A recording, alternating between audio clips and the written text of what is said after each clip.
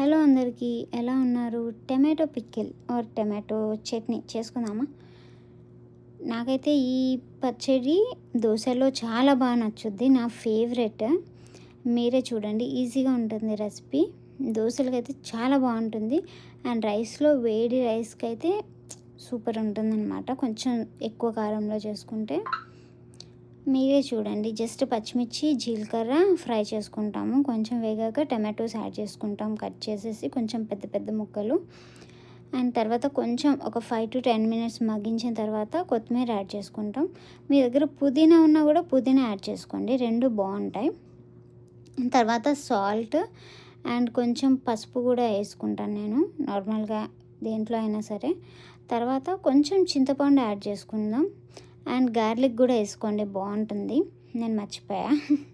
తర్వాత కొంచెం పోపు పెట్టేసిన తర్వాత తినేయడమే. సబ్స్క్రైబ్.